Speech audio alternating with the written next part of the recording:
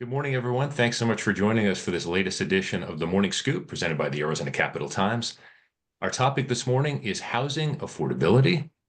I'm your host, Steve Goldstein, an incredibly distinguished panel of people who know this subject so well, have experienced directly. And those panelists are Kate Gallego, the mayor of Phoenix, Doug Nichols, the mayor of Yuma, Jim Rounds, economist for the Rounds Consulting Group, and Anubhav Bagley, data and analytics consultant. We'll be going for the next hour or so. There are going to be opportunities for you to slip into Q&A, and we will work those in as often as we possibly can. There won't be a built-in segment at the very end. If you have a question that is relevant to the conversation going on, I'll do my best to get to it as quickly as possible and direct it to the correct panelist as we have our broad discussion this morning. Again, housing affordability is on the table. And speaking of broad discussion, Mayor Gallego, I'm going to start by asking, what's the greatest challenge of housing affordability? We're going to get into local and national and the impact that one has on the other. But as a mayor of a major city, what's been the greatest challenge of housing affordability, even as you've made some progress in Phoenix? Thank you, and thank you all for joining us for this very important topic and conversation. For us, we have been literally the fastest growing city for several of the years I've been mayor. Arizona has seen a huge number of people coming in. We are a desirable and wonderful place to live. And with the weather we're having compared to the rest of the country, I am sure it will continue. But that means we at the city have to invest in new sewer capacity, build new fire stations, which adds some costs and challenges. We're doing it, and it's been incredible to see all the partnerships come together, but that's been a real challenge. We also do not get our fair share of federal support. So many of those formulas are based on antiquated decisions from when we were a much smaller community. And so there are cities a fraction of our size that get more vouchers and an investment in that area. And of late, particularly for multifamily, for the big apartments and condos, financing has been a huge challenge. Mayor Nichols, as an important mayor in an important rural city in Arizona, there are obviously different challenges, but what are some that are similar to what Mayor Gallego said, and what are some that are unique to the Yuma area? Well, keeping up with growth is definitely part of the challenge. Not every developer wants to develop where it's easy and convenient to get infrastructure and coverage. And a big property rights person, I get it, and I think we need to try to be as flexible as we can. But standing up a fire station is no small task, and it takes years of planning and time to get there. So those things are big challenges, but you also have just overall costs of housing. The affordability compared to what the materials costs and the labor costs, you end up with a very big disparity, especially as you start moving out of the metro area in the middle of the state into the rural part of our state. So the AMI, the average median income in the valley, is over 100. It's like $102,000 for a family of four. In the city in Yuma County, it's 66,000. That's a big disparity. Yet we're competing for the same materials and a lot of times the same labor. And those items, just build something that's not controllable by cities. That is a market concern, but a big concern, knowing that people need to actually be able to afford the housing that's being built. So those are really some different challenges that we see across the state. Jim, I want to get into details a little bit later about how this is not an Arizona issue, this is a national issue. But before we get to that, what are some other challenges that are based in that, both in terms of what the Valley, what Arizona is trying to do, and even the perception aspect of things? Well, I think Mayor Nichols nailed it on the fact that different communities are going to have different opportunities and problems. And across the board, it's already difficult because of a lot of things related to, the national economy that we'll talk about later. Why were we affordable not that long ago? Then all of a sudden after COVID, it was an economic development impediment. But the problem is there's a lot of factors at play, and it's different for every community. And we've done a lot of different analyses over the years on cities either being very favorable to, say, multifamily projects or unfavorable. We've seen a lot of movement lately towards the cities working very hard towards trying to get additional projects approved. I feel like they're putting in more time, but there's also limited staff resources. But at the same time, there still needs to be some progress. I was in a meeting as recently as last night where I thought a perfectly matched multifamily project was going to sail through a particular committee, and it failed unanimously. So I think making sure you have good quality staff that understand the topics, and really that's not any different than any other thing in public policy.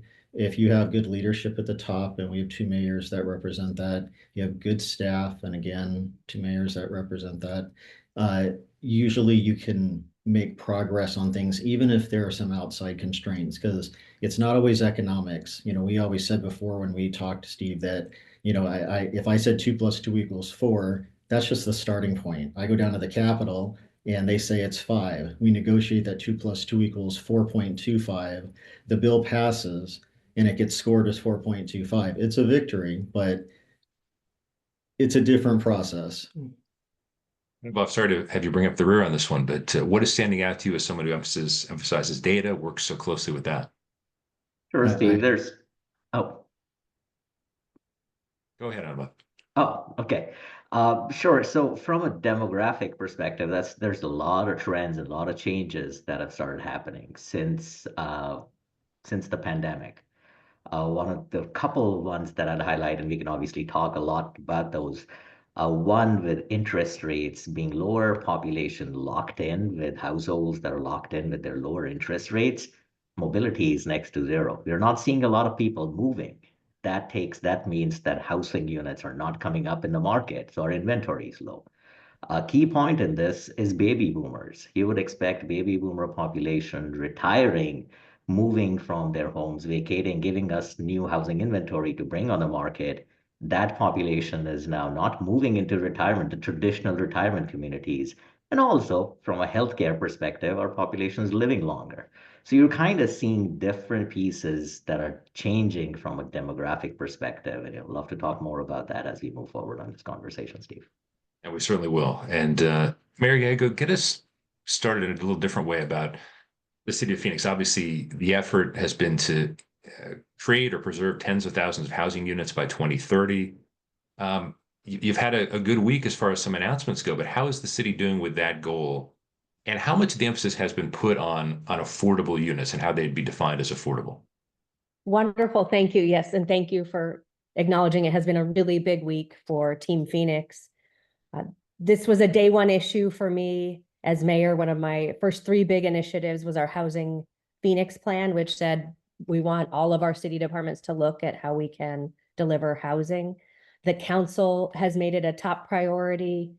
We, at every council meeting, announce how many new housing units we are zoning. It's really key to our culture that we want people to be able to call Phoenix home successfully and have a diversity of housing options. So for those of you who follow the legislature, I'm gonna say a word you might not hear all the time, but we unanimously passed the Housing Phoenix plan, Democrats, Republicans, Independents.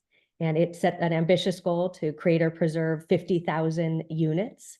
We were shooting for 2030, but we hit that goal 5 years early. And a huge congratulations to our housing department, planning department, neighborhood services that all worked together to make that happen. Our economic developers went out and looked what was vacant land we could try to get into the housing world. We did 11,000 of those units were affordable and 12,800 were workforce. So really, again, saying we want diversity of housing types. We want people to be able to live in our community who have a horse property, but we also want a fabulous downtown with an incredible number of apartments. One of our biggest shifts is that we had traditionally been single family housing had been our bread and butter, and now we are overwhelmingly changing that. So it's more apartments and condos. If you come through downtown Phoenix, we now joke that we have 2 birds of Phoenix, the famous Phoenix that rose from the ashes, but the crane as well. And we have a lot of large apartments that are zoned and have not been able to get financing. So we are hoping that that will happen. Also, the workforce challenges and some of the things that Jim and Mayor Nichols hit on, but so many wonderful successes. We were at the Reserve at Thunderbird yesterday to make this announcement, which is an incredible project in North Phoenix near Metro Center, not far from TSMC. And that really showed that we're doing it in every part of our city. Every single council district has had affordable housing projects, but really important to us, we want unique neighborhoods that make up Phoenix. We don't want all of Phoenix to look like downtown. So we want, along the baseline corridor to be able to celebrate the rich agricultural history and have some of the orchards and food trees that we might not want to see in our downtown. So we're really proud to have done it, but in a way that reflects all of the unique neighborhoods. A lot of important changes by changing our code. So not only have we made it easier to build backyard casitas, ADUs, but we've also done a contest with our great partners at the architects to come up with free plans for folks and used bond dollars to buy those and make them available. So really being creative, trying new housing types, and we're proud of what we've accomplished. So it's a neat week to be. I think it was a little bit of a coincidence that we happened to be here for this conversation as we hit the 50,000 goal, but I'm glad to celebrate with you guys. Terrific. Mayor Nichols, my first question, of course, was about the challenges, but what sort of progress has been going on in Yuma, and what are you most proud of, and how do you think things are moving forward there in terms of affordable housing? I think for us, it's all the changes we've made as a council over the last 8-10 years, really looking forward to address our own issues the way we want Yuma to be Yuma and not being a blanket canvas from dictated by the state level or any other community. This is Yuma, and we always talk about growing Yuma and becoming the best version of Yuma, not the best version of another city from the state or outside the state. And so we've done some great things like our infill district. Our city is over 100 years old, about 140 years old. And so there's some great opportunities for some redevelopment, some densification, some utilizing some of the infrastructure that's already in place, and just creating greater opportunities. So we've been doing the ADU process for 8-9 years already. And we've seen some great advancement on that and combining that with our infill district. We really reduced review timelines. My background, I'm a civil engineer. I designed my first subdivision at age 16, so I kind of know the business pretty well. And so looking at how does the city process rezonings and subdivision applications, the challenge we gave to our development department was let's continue to reduce the timeline. So our subdivisions are down to less than 4 months. We created a new process for small subdivisions, which is really helps the entrepreneur, the person who wants to get into the business but can't compete at 40 acres, but they could do it at a couple acres. We've reduced that process to under 2 months, and just finding ways to be more administratively reactive to the market.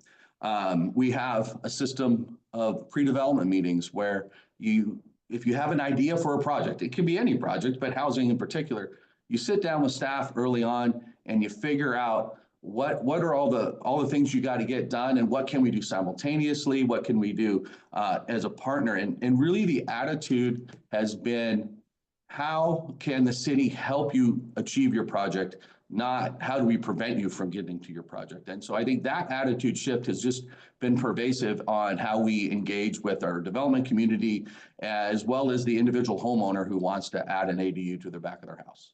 Terrific. Jim, I had a question for you, which I will ask in a second, but just to go off the board briefly, and I think probably most of the folks viewing us right now will know the answer to this, but is there a strict definition for affordable housing? And does it vary from city to city, from county to county?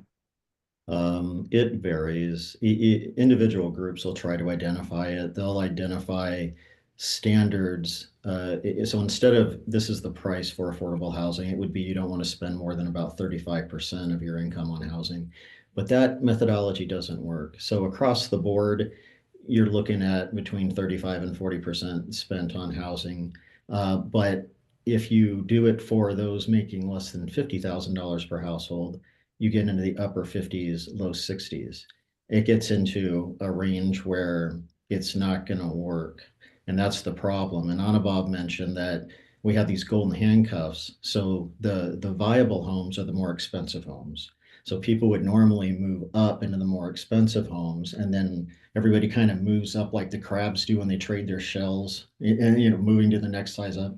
But in this particular case, we're not seeing that movement, so we're not seeing as much churn, which hurts. But you just got two great answers from two mayors on how very different communities can deal with certain things. And I think Phoenix in particular does a great job of blending economic development and housing and community development. It's a city where the Venn diagrams between the departments tend to overlap a little bit more. And the cities that tend to have problems with building what could be considered affordable are the ones where they treat these as separate, isolated issues. You got to think about the whole of the community, and then you can define what do we want to be focusing on. And some people like affordable housing, some people like to use workforce housing. It kind of depends, but it does vary. Well, Jim, I'm gonna stick with you only because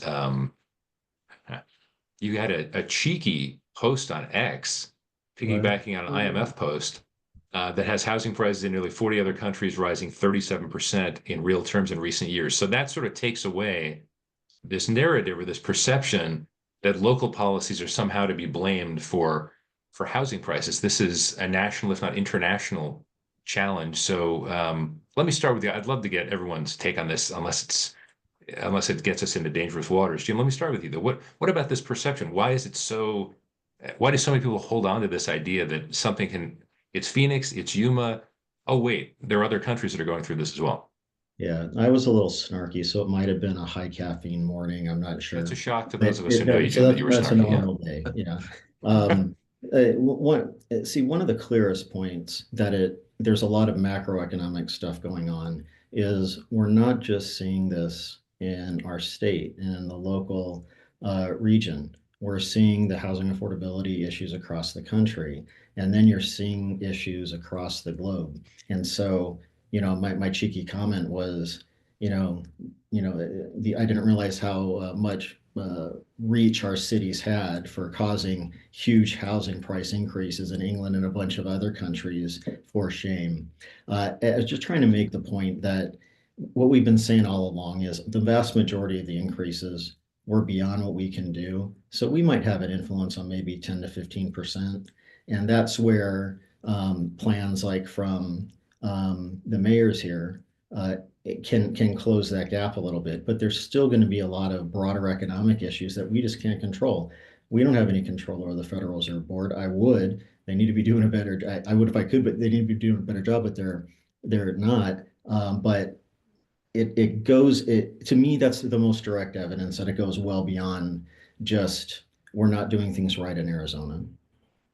But before I go to you on that one, Mayor Nichols, can I get just a quick, just a quick answer on that? Does that make it harder to do your job when the perception is that, oh, it's something that you or the council is doing? And then Mayor Kate, I'll ask you that as well. But Mayor Nichols, to you first on that. Yeah, I appreciate that. It does because at some level we have to respond locally. But while we're talking at the state level about really what the cities can influence, it does vary. Some cities are very takes really a long time to get through the process, or they want a totally different review type of process, and that's fine for their cities. If they make it difficult to build, I guess that's what they get to struggle with. But that doesn't make it a statewide concern that we need to have every city in the state be impacted by legislation to address one city's issue. Address that city's issue separately. And so by looking at local solutions, that's really where we get forward progress. These statewide discussions are good if the state's going to step in, but if they're going to try to tell us exactly how to run a city when very, very few of our state legislators have ever been on council, I think we run into just philosophical differences. Mayor Gallego, your thoughts on that? Mayor Nichols is one of many mayors and city council members who have backgrounds in engineering and development. This is a passion for so many of us, and one thing we really want to deliver on for the U.S. Conference of Mayors, which is the sort of group for people in my profession. It's our number one priority. around housing. And I feel like nationally, there's maybe more conversations about how can we get more people to go into the workforce, since that's such a challenge here. The supply chain issues. I mean, we had, for want of electrical connections, housing that had to lay or to be vacant for months and months while supply chain issues worked out. And I guess we feel at the cities, we are stepping up in a bigger way where it's been our top priority, and we love partnerships, but so often the conversation comes down to planning and zoning when we have had projects that were zoned my first year a decade ago at the city of Phoenix that haven't moved forward, often because of the financing challenges. So we would love more attention on the financing side. We'll put Jim in charge of the Federal Reserve and workforce challenges. Really, this is a very complicated solution. Sometimes it's an isolated neighborhood issue. There's no sewer or something in the area. And sometimes it's bigger and macro. Insurance, I'm now hearing, is a housing cost that is becoming something I did not hear about my first couple years as an elected official, but that cost is something we hear about all the time as well. And so really complicated issue. And Bob, I had another question for you, but I want to have you follow up on that if you have anything to say about it. This idea of even when you're putting together data, compiling it, and seeing that Phoenix and Yuma do have their own issues, but they are maybe not that dissimilar from what we're seeing across the world, across the country. That is so true. What Mayor Nichols is talking about, that a lot of this is based on what's happening nationally.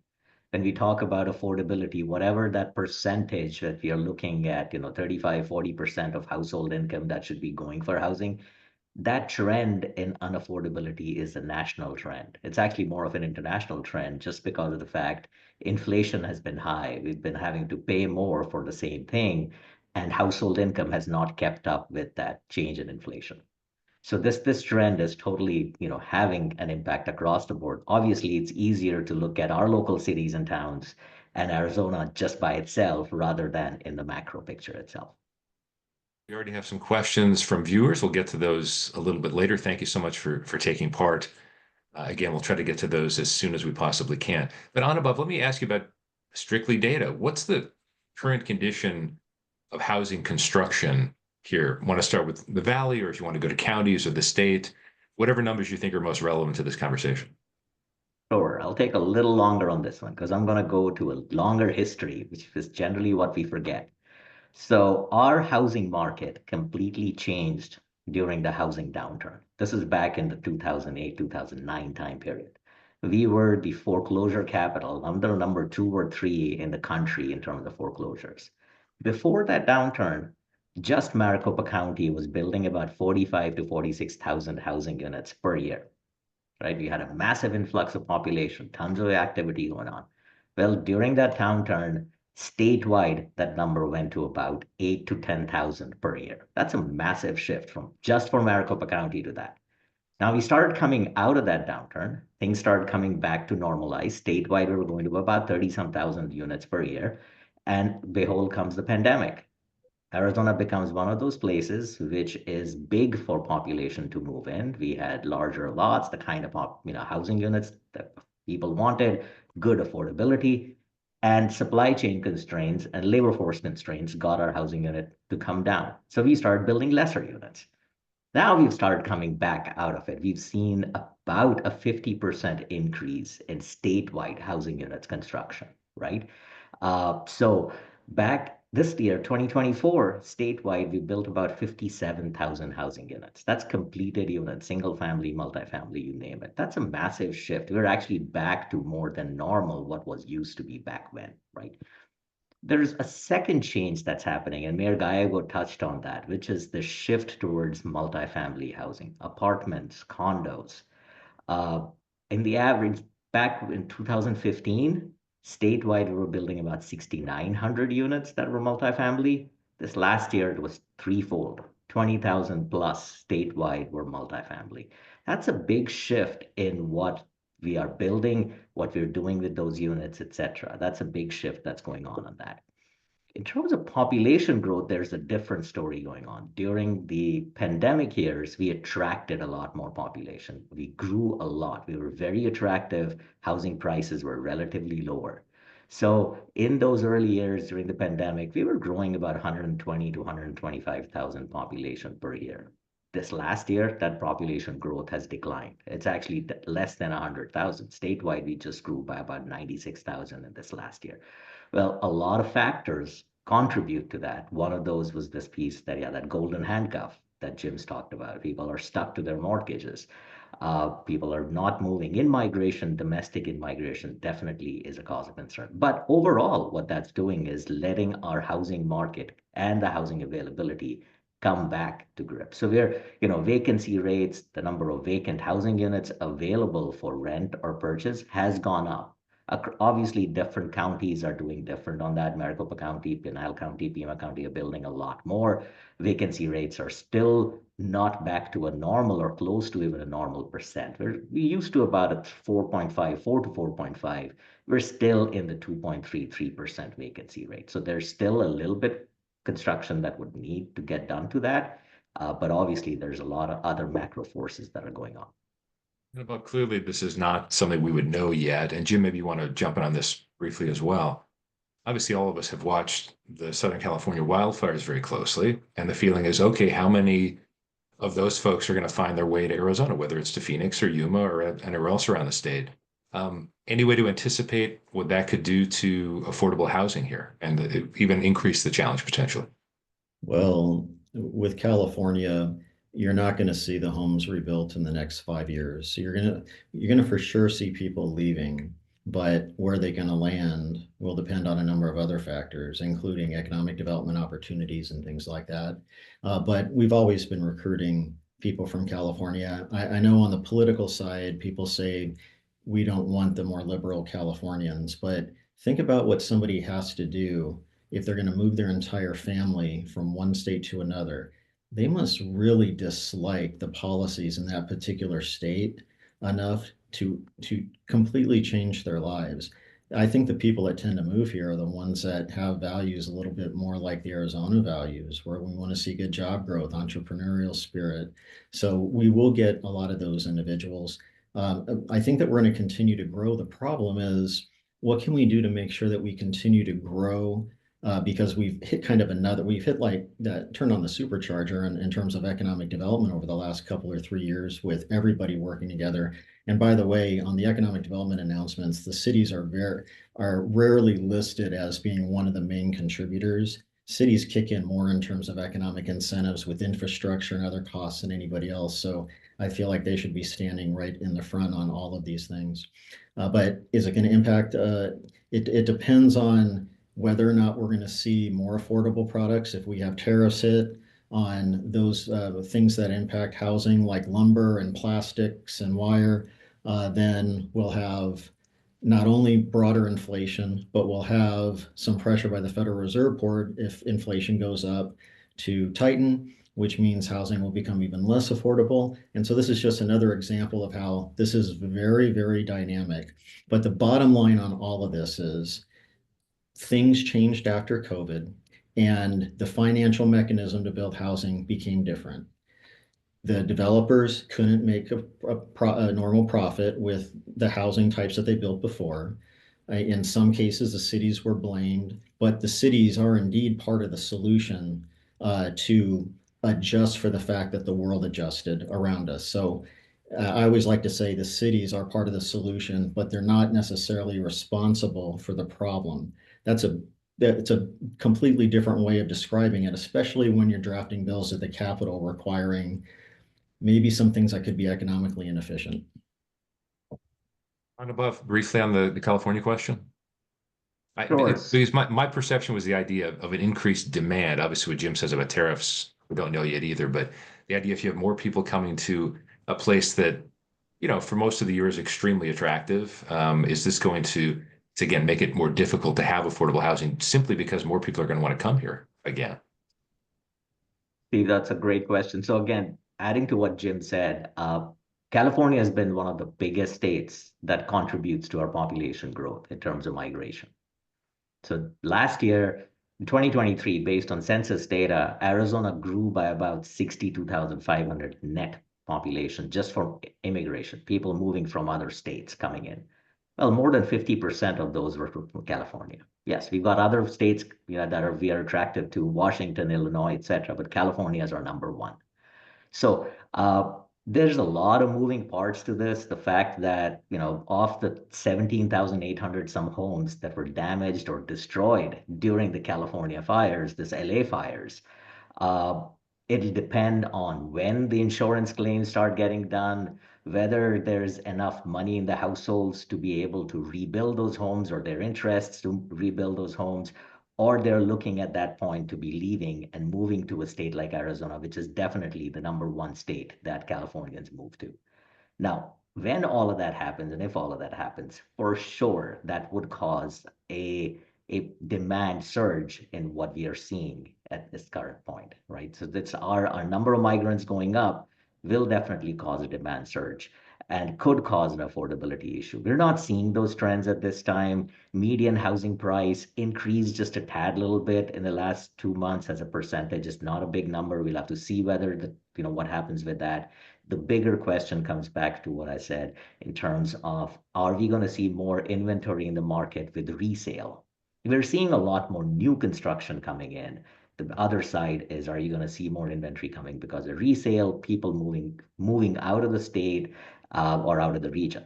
One other piece that has changed since back when really is our economy. Our economy is a completely different economy in the state and the region. Our economic development folks have done such an amazing job. We've got TSMC, large scale, high tech workers coming in that we are so attractive to.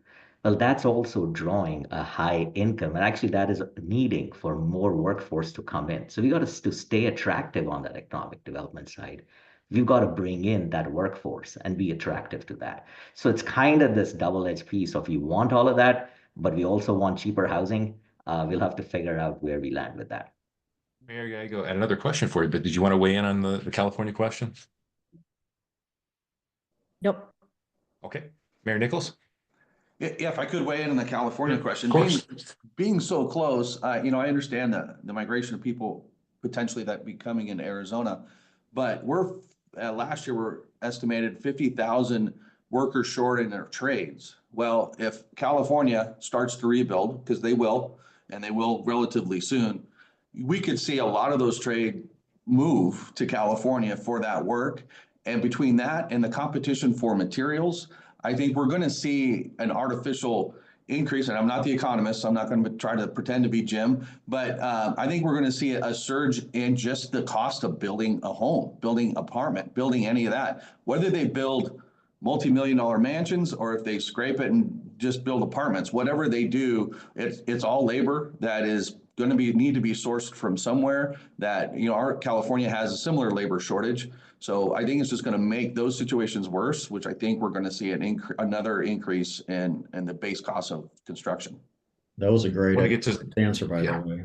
Yeah, I want to get to some viewer questions, but Mayor Gallego, as we said, this is a good week for the city of Phoenix, and I wanted to know if there are any specific folks you can point out, specific stories you can share with us about folks who've really benefited from some of the policies you've implemented there in Phoenix to find affordable housing. That's one of the things I think we need to do better is share our success stories.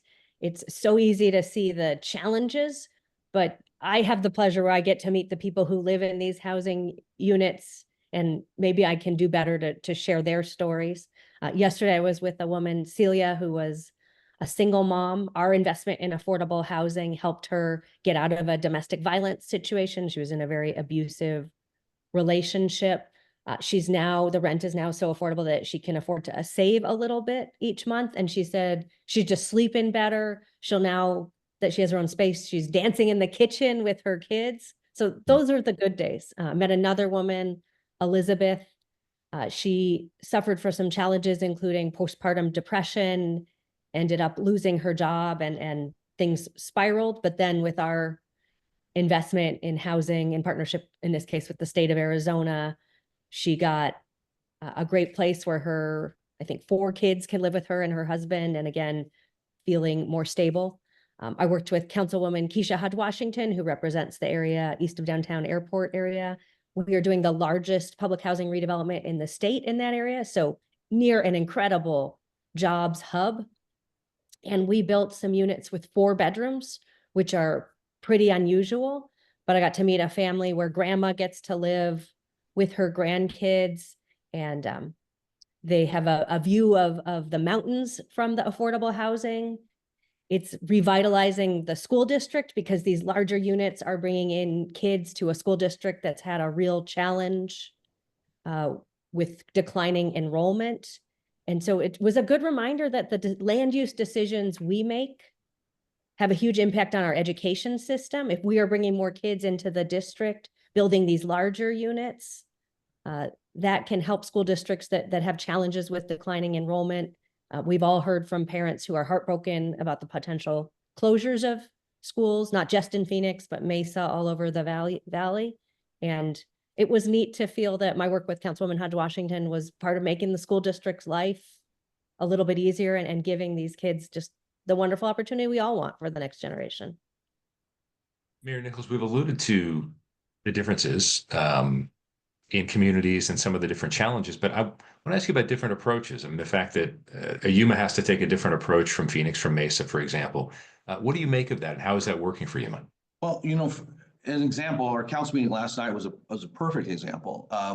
Yuma's economy is 70% agriculture, which means we have a lot of agricultural labor that comes seasonally. Well, and it's on the order of 40 to 50,000 people. So for a community of 110,000, to have that many people come in our community, it's an impact. One of the farming companies here is building their own workforce housing, which is something that's going to alleviate the pressure on some of the other multifamily housing we have in Yuma. That is something that we worked on in 2018 and 19 with the agriculture community. What are your needs? How can we address your needs, but also help isolate the year-round population from that ebb and flow and the demand increase and the cost that would end up passing on through rents and all that kind of demand. So, I mean, that's something that I don't know if any other city outside of Yuma County would really need to deal with. But specifically, that's something that we put our arms around it with the industry and found solutions. And now they're able to free up some apartments in neighborhoods and just have their workforce housing, because to them and to their workforce, they need to provide quality housing, but their needs are different. These are all single individuals. There's no families. They have definitive needs. They're there specifically to work, and for them to be able to address that directly is more efficient than trying to retrofit hotels or apartments built for general community. I keep teasing that we're going to go to viewer questions, and we will, but the elephant in the room, and Jim, I'm going to start with you on this one. There's a bill in the current legislative session called the Starter Homes Act, and it's similar to one that was vetoed last year. And cities are putting forward their own proposal, SB 1698. I want to know, can you speak to why cities feel that this newer bill was needed and how it compares to the Starter Homes Act? What's going on this year is similar to what happened last year. I actually didn't mind the legislature in the prior year saying that we would like to see some changes, because there are some cities that have already been working on it, like what you're seeing in Yuma and in Phoenix, but then there are a lot of other communities that weren't. And then working through the League of Cities to get advice, some reporting requirements seem fair. There's some, like, it's not accountability. It's basically showing your card so that people know what you're doing, because it's hard to just dig up that data. I've had to try to dig up that data at different times, and that's what we do for a living, and it's still very complicated.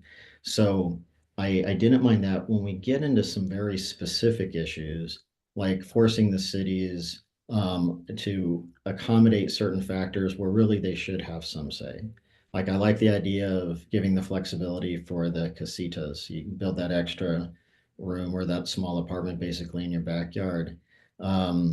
Requiring it, then you get into an additional challenge. And from all the bills that I've seen so far, and the cities are trying to, their legislation is trying to make it where the communities are responding, but also providing information Mayor Gallego said, we have to tell our stories more. We're actually seeing, and Anubhav addressed the data issue, we're actually seeing more activity happening. But now that the city's kind of got that notice last year, I feel like they've been making a lot of progress. And again, it goes back to there weren't significant changes at the city level that caused this affordability. There were changes in the financial mechanisms, and the cities are part of the solution. Mayors, either one of you want to take a crack at that? Mayor Gallego? So we have a bill through the League of Cities, which Mayor Nichols has been our president. Vince Leach is carrying to really try to work with cities to incentivize this. And we have so many policies at the city of Phoenix to try to move this forward, including density bonuses for affordable housing. It's not a mechanism that gets used a lot because we are seeing in most of our city, the more luxury products be what is in highest demand. And the starter homes legislative debate has been tough for us to listen to. You know, there've been accusations that we don't allow carports. You look at a bunch of new apartments in Phoenix that have carports, but generally with single family houses, we allow it. I mean, we allow it, period. But generally, developers are responding to market demand. People want garages. And so just it feels like the debate has not been as fact-based as I would like to see it, because we are partners at the city. We want to get this done, but I don't want every corner of my city to be the same. Many of you know I'm very passionate about riverfront redevelopment. The Salt River is why Phoenix exists, and I hope it to be a more active, more thriving area of our city. But we'll need setbacks, which means you can't put the development quite up as close in certain areas like the Salt River, because we want beautiful paths and open space and vegetation for people to enjoy. Different than downtown, where we want, you know, a lot of activity and density on the streets. If you think about your favorite cities to visit, they have unique neighborhoods, and that's what makes them fun to visit. I think most people don't go to compare things that are the same from city to city. It's that diversity and vibrancy that makes cities fun and strong. And I was thankful to Governor Hobbs for her leadership and really listening to cities. Also, some of our concerns around safety. We need to build communities where we can fight fires effectively, deal with water challenges, military airspace challenges. We make a huge amount of choices when we make land use decisions. And I want the flexibility to work with my local school districts that are saying we need more space for larger families with kids.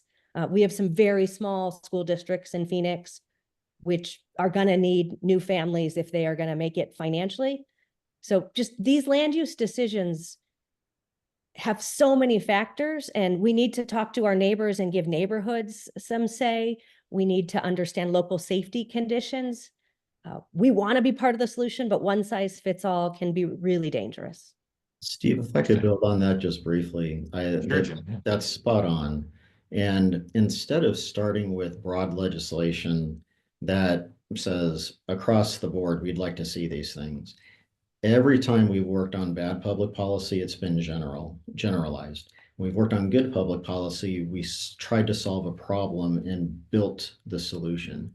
And so, for example, in some cities, especially some of the rural ones, I think that we could have a whole industry related to the modularly built housing. If you've been through one of the newer ones and you weren't told it was a modular home, which means they're building the rooms and hooking them together, you wouldn't know the difference. And that's something where we could create a construction industry in this subsector, and we could be providing additional housing in rural Arizona. And it's not like the double wides that are holding, making it longer to get to Flagstaff or wherever you're going because they're taking up 2 lanes. It's different. So in some cases, we need to look at that. In other cases, we have political issues like the landowners aren't getting along with the community, and really both will benefit if they get together. Up in Flagstaff, they're constrained on what can be built. One of the ideas was I would love to see another 10,000 dorm units built at NAU, which would then pull the students from the surrounding homes and also reduce traffic. That one wasn't viewed favorably, partly because of politics, but these are just examples of how if you address the problems from the bottom up, you address the individual problem, then you can have a good solution. But if you say, I just want to generally fix something like housing affordability, you never end up with something that's really going to fix it. And usually it causes economic inefficiencies. Mayor Nichols? Yeah, if I could build upon particularly what Mayor Gallego was referring to, and we step back and just look at, what is the role of the cities and why do we have zoning codes? And it's really comes down to public safety. When we say public safety, we think police and fire. But at the end of the day, the city's first obligation is to create something safe for the public. And that's what zoning does. When you have reduced parking requirements and we can't park the number of residents on the streets, then you have more congestion, which creates an unsafe road environment. When you decide that statewide, we're going to have super small lots. And, developers, let's face it, they're great people, but they're in it in a business. And so they're looking to try to make money. And so they're going to try to push as many housing units as they can into an area. And so then you end up with, setback issues. When you start removing the safety requirements that initiated zoning, so we have safe housing regardless of your income level, that we have the right placement of housing next to adjacent uses, regardless of your income level, you create the communities for today, for what we were really looking to build as a country. But when you take out the public involvement, which is a big part of these bills, they want to eliminate the neighborhood meetings. They want to eliminate things that would then create a little bit of time, because it takes time to do those things. But the neighbors need to be able to express their concerns. From what I remember, that's what our country's about. We get together, we talk about things, and we get input into government. Removing those things, to me, I think is a travesty. And I think we just need to focus, actually, Jim put it best, on specific issues instead of trying to do things broadly and overarching. Thank you. Anubhav, did you want to weigh in on this from your perspective? The one piece I'd like to just bring back is affordability and cost burden. Renters are the most impacted by that. So somehow, if we are looking at this as specific issues, developing solutions for home ownership and increase of home ownership and development of wealth is the other piece that we've got to start looking at as our policies are looking at that. That 20% down, that takes about 10 years of savings to be able to make it to that for that median household. That is becoming a bigger problem at this time. So I know we've got a number of programs that are helping on that, and how do we sustain and build more on that is the other big piece to look at. So one topic that's come up a couple of times, both in the chat and the Q&A and general folks as well. Jim, let me start with you on this one, I think, although we can move around the horn depending on. There are a lot of concerns still expressed about investors coming into the market and somehow making affordable housing that much more difficult. That was something that certainly got a lot of attention pre-pandemic. What are the challenges of that now? Does that still exist? Are there regulations in place? Should there be more?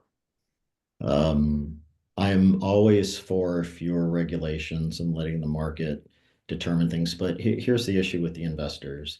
They go into areas where you have high growth opportunities, so good economic prospects, and very low property taxes. That's Arizona. We don't have a state property tax. It's very much lower than the Texas communities. So you see a disproportionate percentage of investors come here. Even if you're renting it, there's a percentage of those homes that just aren't occupied for part of the year. And then that makes the one home to one family ratio isn't quite the same. It's less because it's still going to be vacant. And they're managed in bulk. That's a problem. On the short-term rentals, even though I like to use short-term rentals, if we have a big family vacation, if I'm treating everybody, it's a lot better. It's a lot cheaper to get a house.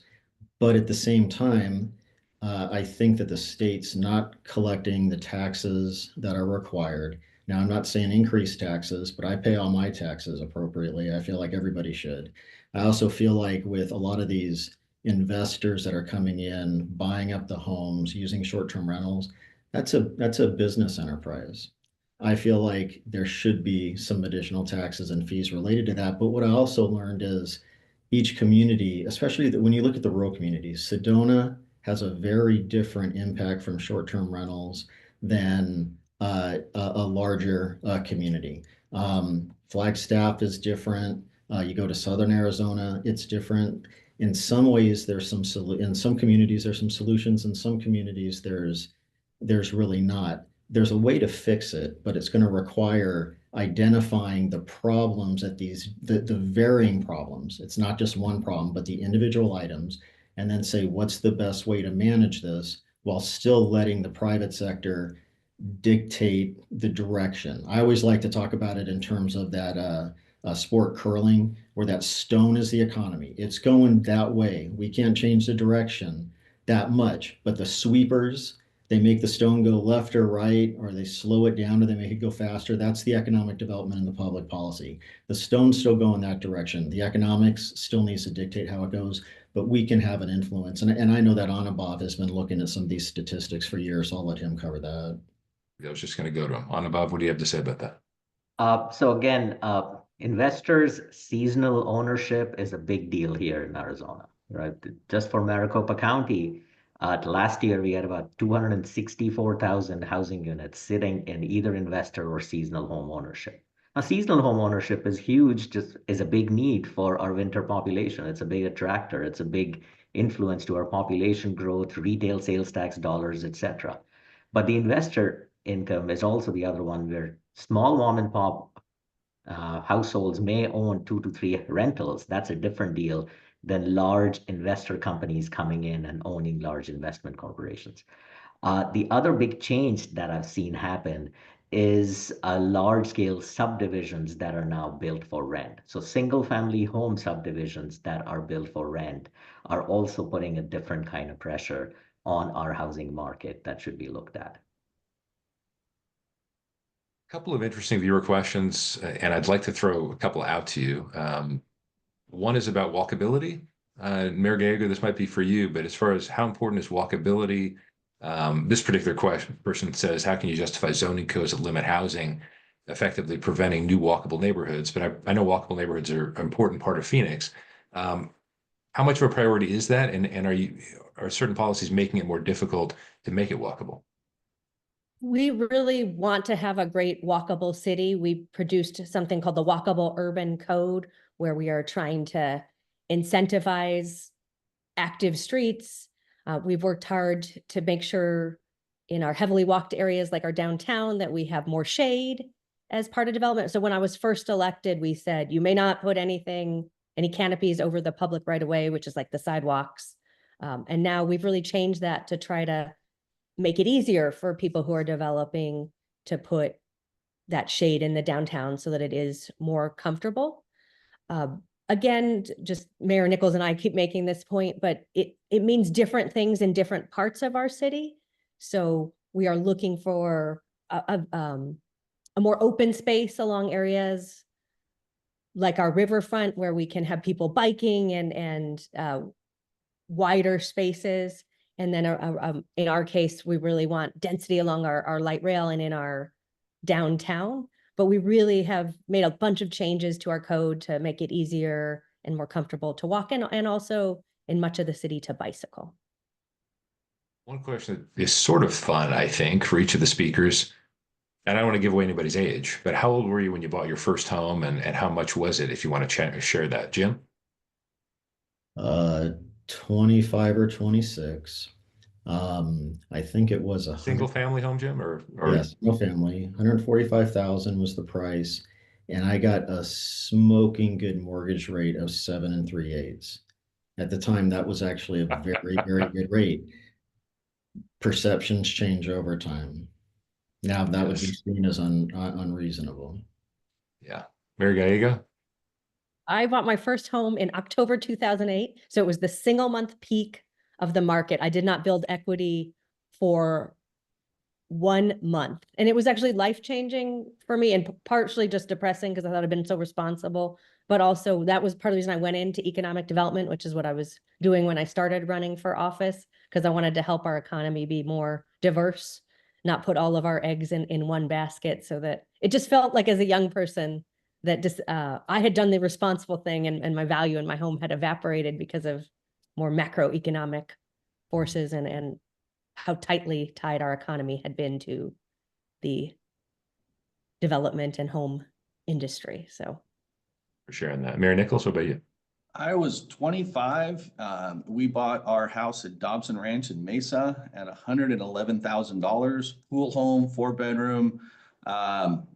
Wish I could have hold on to that. I think those are cresting $500,000 or $600,000 now. But yeah, that was quite a while ago. Annabelle? I was 30 years. The house was in Peoria. It was a subdivision that was just getting wrapped up, and it was about 169,000. That was a lot of money at that time. Took a lot of work and a lot of thought to decide what do we do, and should we even buy or keep renting. Terrific. Okay. I think it's our last viewer question here. What are the negative consequences of statewide zoning reform in other states that have had policies in place for 5+ years? And the writer cites Oregon and California specifically. Jim, Anubhav, maybe that's on you. Go ahead, Anubhav. So I've been looking at Oregon for a little bit, and they've had a lot of these changes that have been pushed in, ADUs, which I'm not seeing a lot of ADUs coming in. They were approved, that has not come through. There's been other things like higher density, zoning increases, etc. You're not seeing a lot of those projects that were brought in. I'm more familiar with Oregon because I've been trying to collect and look at their data, not as much with California at this time. And this is for sure the final one before we get to sort of a closing statement from each of you, because this has come up many times. Water, Mayor Gallego, both you and Mayor Nichols have talked about that. We obviously know the importance of that.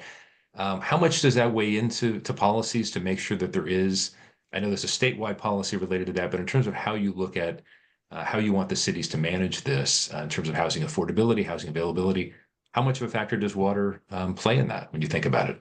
Mayor Gallego, you first. For us in the Phoenix AMA, we have to have the 100-year water supply. So we get the water before the development occurs, which to me makes absolute sense. One of the things we have seen as a result of Phoenix's move towards more dense apartments and condos is that the water use per unit is going down. And now we have different incentives to help people put in water efficient appliances or remove landscaping that they don't need. So we do think about it all the time. We have a challenge now in certain areas of our city around wastewater. So when you take a department store that used to have 5 sinks and 5 toilets and put apartments that have showers, sinks, washers, dryers, the sewer capacity is sometimes a limiting factor. And so that's a challenge on the other side of water that we are facing right now with all the infill that we are doing. The pipes aren't big enough. Okay. For Yuma, we have being right on the river and having great priority rights. We've planned out early on when how our community can grow and how it can grow out. And so from that perspective, this was really decided on years ago on our capacity. We do end up with issues, as Mayor Gallego said. We're going to put another $100 million in our sewer plant and expanding that. But again, that was planned. We looked into the future. On water, if you're not looking into the future, the boat has sailed. You have to be planning your community farther ahead. So water is definitely a concern, and we're always looking ways to be more and more efficient. But we've got that kind of already in the master plan on our water systems and our sewer systems. Yeah. As we wrap up here, Mayor Nichols, I'll just stay with you. Anything we didn't discuss or anything you want to reiterate before we go? I can give you a whole 30 to 45 seconds for that. 30 to 40, I'll try to keep it to that time. I think this has been a great discussion. I think what I really hope people walk away from this discussion is our cities are not really the crux of the issue. We want to partner. We want to make our communities grow and grow well.